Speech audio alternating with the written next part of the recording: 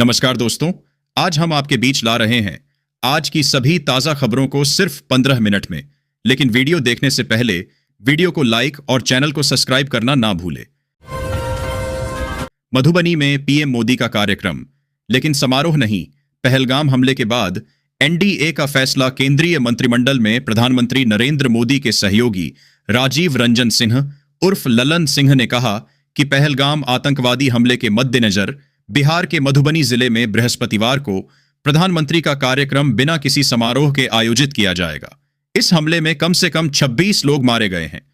Janata Dal United JDU नेता ने बुधवार को भारत नेपाल सीमा के निकट मधुबनी के झंझारपुर अनुमंडल में एक संवाददाता सम्मेलन को संबोधित किया, जहां प्रधानमंत्री कई परियोजनाओं की शुरुआत करेंगे और कुछ सेमी हाई स्पीड रेलगाड़ियों को हरी झंडी दिखाएंगे। केंद्रीय मंत्री ने पाकिस्तान का नाम लिए बिना कहा, यह एक नृशंस कृत्य था जिसमें पर्यटक मारे गए। हमारी संवेदनाएं शोक संतप्त परिवारों के साथ हैं। पड़ोसी देश के इशारे पर किए गए ऐसे विध्वंसक हमले का जवाब देने में प्रधानमंत्री सक्षम हैं। वह उचित समय पर ऐसा करेंगे। बिहार में खेलो इंडिया यूथ गेम्स 2025 का आयोजन। गया में बैठक। बिहार में खेलो इंडिया यूथ गेम्स 2025 की तैयारी जोरों पर है। खेल विभाग के अपर मुख्य सचिव बी राजेंद्र ने गया में एक मीटिंग की। इस मीटिंग में खेलो इंडिया यूथ गेम्स 2025 को सफल बनाने पर बात हुई। उन्होंने कहा कि बिहार के लिए यह गर्व की बात है। पहली बार राज्य में इतना बड़ा खेल का आयोजन हो रहा है। सरकार खिलाड़ियों और दर्शकों के लिए हर सुविधा देगी। गया के बिपार्ड सभागार में यह मीटिंग हुई। मीटिंग में मगध प्रमंडल के आयुक्त डॉ सफीना एन, उप विकास आयुक्त, नगर पुलिस अधीक्षक और नगर आयुक्त भी शामिल थे। जिले के कई बड़े अधिकारी और पुलिस के बड़े अफसर भी मीटिंग में मौजूद थे। मीटिंग का मुख्य मकसद खेलो इंडिया यूथ गेम्स 2025 को अच्छे से आयोजित करना था। बी राजेंद्र ने कहा कि यह बिहार के लिए बहुत बड़ी बात है। बिहार में कम वोटिंग के लिए राजनीतिक दल और चुनाव आयोग जिम्मेदार। प्रशांत किशोर।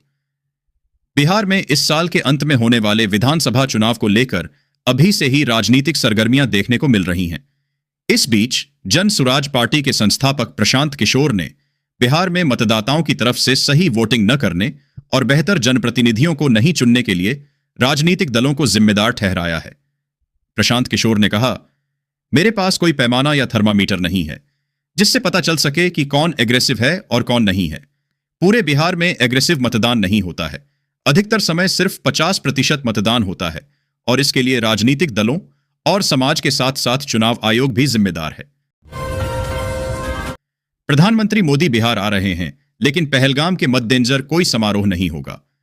लल्लन केंद्रीय मंत्रिमंडल में प्रधानमंत्री नरेंद्र मोदी के सहयोगी राजीव रंजन सिंह उर्फ ललन सिंह ने कहा कि पहलगाम आतंकवादी हमले के मद्देनजर बिहार के मधुबनी जिले में बृहस्पतिवार को प्रधानमंत्री का कार्यक्रम बिना किसी समारोह के आयोजित किया जाएगा। इस हमले में कम से कम 26 लोग मारे गए हैं। जनता दल यूनाइटेड जदयू नेता ने बुधवार को भारत नेपाल सीमा के निकट मधुबनी के झंझारपुर अनुमंडल में एक संवाददाता सम्मेलन को संबोधित किया, जहां प्रधानमंत्री कई परियोजनाओं की शुरुआत करेंगे और कुछ सेमी हाई स्पीड रेलगाड़ियों को हरी झंडी दिखाएंगे। बिहार विधानसभा चुनाव को लेकर तैयारियां तेज। बीएलओ ओआरआर पुलिस अफसरों की ट्रेनिंग। बिहार विधानसभा चुनाव की तैयारी के क्रम में राज्य के बूथ लेवल अधिकारी, बीएलओ, निर्वाचक रजिस्ट्रीकरण अधिकारी, ईआरओ और जिला निर्वाचन पदाधिकारी सह जिलाधिकारी का प्रशिक्षण शुरू हो गया। इस प्रशिक्षण में बिहार के 229 बीएलओ, 12 ईआरओ एवं 2 जिला निर्वाचन पदाधिकारी सह जिलाधिकारी शामिल हुए। बुधवार को आयोग का 2 दिवसीय 23-24 अप्रैल प्रशिक्षण कार्यक्रम नई दिल्ली स्थित India international institute of democracy and election management IIIDEM में शुरू हुआ। प्रशिक्षित बीएलओ मास्टर ट्रेनर के रूप में काम करेंगे। आयोग के अनुसार बिहार चुनाव को ध्यान में रखते हुए यह प्रशिक्षण व्यवस्था पूरे राज्य में चुनाव प्रबंधन प्रणाली को अधिक प्रभावी, पारदर्शी और समन्वित बनाने की दिशा में एक अहम प्रयास है। प्रशिक्षित बीएलओ भविष्य में विधानसभा स्तर के मास्टर ट्रेनर के रूप में कार्य करेंगे, जिससे राज्य स्तर पर बीएलओ नेटवर्क और अधिक मजबूत होगा। बिहार में 11वीं में नामांकन के लिए आज से भराएगा फॉर्म। पढ़ें आवेदन का आसान तरीका। बिहार विद्यालय परीक्षा समिति ने कक्षा 11वीं के नामांकन के लिए ऑनलाइन आवेदन प्रक्रिया 24 अप्रैल से शुरू करने की घोषणा की है। छात्र 3 मई तक आवेदन कर सकते हैं। आवेदन पत्र और सामान्य सूची पत्र समिति की वेबसाइट पर उपलब्ध होगी। छात्रों को ऑनलाइन आवेदन करना होगा और ऑफलाइन आवेदन स्वीकार नहीं किया जाएगा। आवेदन शुल्क जमा नहीं होने पर आवेदन प्रपत्र अस्वीकृत कर दिया जाएगा। बिहार के 4 जिलों में लू का अलर्ट, 26 अप्रैल से 9 जिलों में बदलेगा मौसम। बिहार वेदर। बिहार में भारी बारिश के बाद भीषण गर्मी ने अपना रौद्र रूप दिखाना शुरू कर दिया है। शुरुआत में बारिश से मौसम सामान्य था, लेकिन अब पछुआ हवा के कारण शुष्क और गर्मी तेजी से बढ़ रही है। मौसम विज्ञान केंद्र ने अगले 2-3 दिनों तक हीट वेव की चेतावनी जारी की है, जबकि 26 अप्रैल से आंधी और बारिश की संभावना है। 15 लाख लोगों को आज एक साथ मिलेगी खुशखबरी। 2 ट्रेनों को भी पीएम मोदी दिखाएंगे हरी झंडी। ये है पूरा प्लान। प्रधानमंत्री नरेंद्र मोदी आज बिहार के झंझारपुर में राष्ट्रीय पंचायत दिवस पर एक सभा को संबोधित करेंगे। वे 1,34,800 करोड़ रुपए से अधिक की विकास परियोजनाओं का लोकार्पण और शिलान्यास करेंगे। इस अवसर पर वे सर्वोत्तम प्रदर्शन करने वाली पंचायतों को राष्ट्रीय पंचायत पुरस्कार भी देंगे। इसके अतिरिक्त कई अन्य विकास कार्यों का उद्घाटन और शिलान्यास होगा, जिससे बिहार में विकास को गति मिलेगी। 50 साल से अधिक उम्र के श्रद्धालुओं के लिए नियम लागू। 4 धाम यात्रा मार्ग पर बनाए गए स्क्रीनिंग केंद्र। उत्तराखंड में 4 धाम यात्रा के दौरान 50 वर्ष से अधिक आयु के श्रद्धालुओं के लिए स्वास्थ्य जांच अनिवार्य कर दी गई है। यात्रा मार्ग पर स्क्रीनिंग केंद्र स्थापित किए गए हैं, जहां बहुभाषी स्टाफ तैनात रहेगा। स्वास्थ्य विभाग 13 भाषाओं में हेल्थ एडवाइजरी जारी कर रहा है और केदारनाथ अस्पताल को आधुनिक उपकरणों से सुसज्जित किया जा रहा है। NEET UG city intimation slip neet.nata.nic.in पर जारी। यहां से चेक करें। परीक्षा शहर की डिटेल राष्ट्रीय परीक्षा एजेंसी NTA की ओर से 2025 ऑफिशियल वेबसाइट neet.nta.nic.in पर जारी कर दी गई है। अभ्यर्थी तुरंत ही आधिकारिक साइट या इस पेज पर उपलब्ध करवाए गए डायरेक्ट लिंक पर क्लिक करके सिटी इंटीमेशन स्लिप डाउनलोड कर सकते हैं। क्या है 65 साल पुराना सिंधु जल समझौता? पाकिस्तान पर कितना होगा असर? पढ़ें हर सवाल का जवाब। पहलगाम आतंकी हमले के बाद भारत सरकार ने पाकिस्तान के खिलाफ कड़ा रुख अपनाया है। भारत ने पाकिस्तान के साथ सिंधु जल समझौता को रोक दिया है। पाकिस्तान की खेती, पीने का पानी और बिजली उत्पादन का बड़ा हिस्सा इसी पानी पर निर्भर है। अब आपको आगे विस्तार से बताते हैं सिंधु नदी क्या है, यह समझौता कब हुआ था और इसका भारत पर क्या असर होगा। जम्मू कश्मीर। बांडीपोर में लश्कर-ए-तैयबा के 4 सहयोगी गिरफ्तार। पुंछ, अनंतनाग और ऊधमपुर में मुठभेड़ जारी। पहलगाम आतंकी हमले, पहलगाम टेरर अटैक के बाद जम्मू कश्मीर में सुरक्षा बलों ने आतंकियों को पकड़ने के लिए बड़े पैमाने पर तलाशी अभियान शुरू कर दिया है। पहलगाम हमले में शामिल 5 आतंकियों की पहचान हो गई है, जिसमें 3 पाकिस्तानी और 2 कश्मीरी शामिल हैं। सेना ने पुंछ के लसाना वन क्षेत्र में जम्मू कश्मीर पुलिस के विशेष अभियान समूह SOG के साथ संयुक्त तलाशी अभियान सर्च ऑपरेशन शुरू किया है। ओसामा की तरह होगा पाक सेना प्रमुख का अंजाम। पहलगाम अटैक के बाद गुस्से में अमेरिका पूर्व अधिकारी ने कही बड़ी बात। अमेरिका के रक्षा विभाग पेंटागन के पूर्व अधिकारी और अमेरिकन एंटरप्राइज इंस्टीट्यूट AEI के वरिष्ठ फेलो माइकल रुबिन ने पाकिस्तान को लेकर बेहद तीखा बयान दिया है। रुबिन ने पहलगाम के हमले की तुलना 7 अक्टूबर 2023 को इजराइल पर हुए हमास हमले से की। रुबिन ने दावा किया कि पाकिस्तान के सेना प्रमुख असीम मुनीर के हालिया बयान ने इस हमले को उकसाया। गौतम गंभीर को ISIS कश्मीर ने जान से मारने की दी धमकी। भारतीय हेड कोच ने पुलिस में की शिकायत। भारतीय क्रिकेट टीम के हेड कोच गौतम गंभीर को आतंकी संगठन ISIS कश्मीर से जान से मारने की धमकी मिली है। गौतम गंभीर ने दिल्ली पुलिस से संपर्क करके तुरंत कार्रवाई की मांग की। रिपोर्ट के मुताबिक 22 अप्रैल को गंभीर को धमकी भरे ईमेल मिले। एक ईमेल दोपहर के समय और दूसरा शाम को आया। दोनों में आई किल यू संदेश लिखा था। छत्तीसगढ़।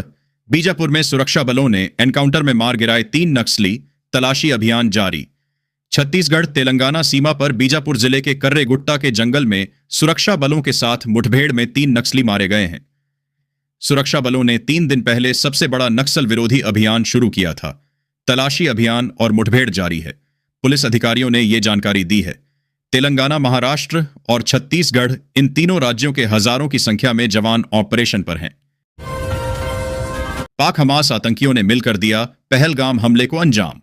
2 महीने पहले मिले संकेत रावलाकोट और मुजफ्फराबाद में हुई थी बैठक। कश्मीर के पहलगाम में हुआ आतंकी हमला पाकिस्तान में सक्रिय आतंकी संगठनों और फिलिस्तीनी आतंकी संगठन हमास के बीच गठजोड़ का नतीजा है। यह हमला 7 अक्टूबर 2023 को इजरायल में हमास के आतंकियों द्वारा किए गए हमले जैसा ही है।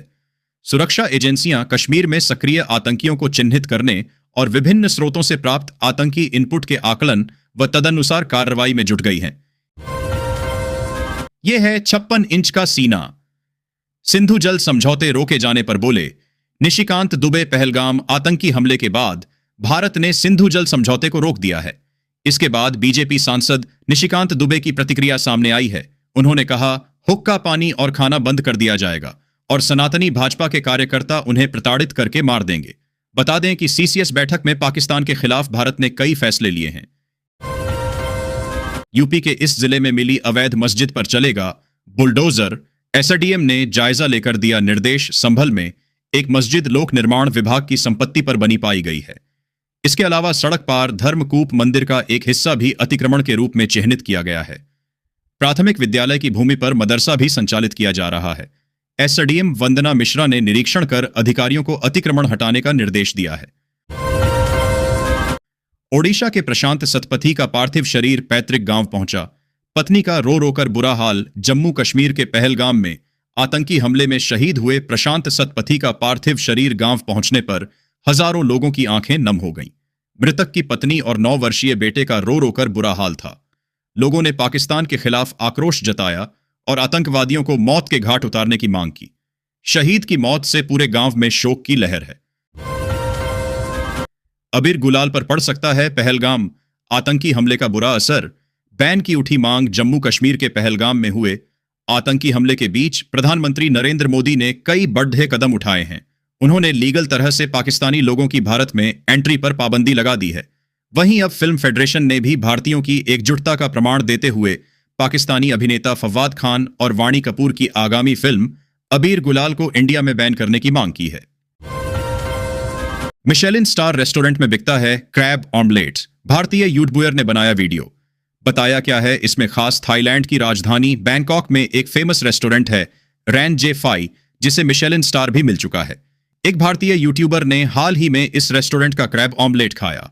यूट्यूबर सेंथमिल तरुण, जो एक फूड व्लॉगर हैं, उन्होंने अपने इंस्टाग्राम पर क्रैब ऑमलेट और रैन जे फाई रेस्टोरेंट से जुड़े अपने अनुभव को साझा करते हुए लिखा, यह एक्सपीरियंस किसी एयरपोर्ट पर चेक इन करने जैसा था। 25 अप्रैल से पहले नहीं जारी होगा रिजल्ट।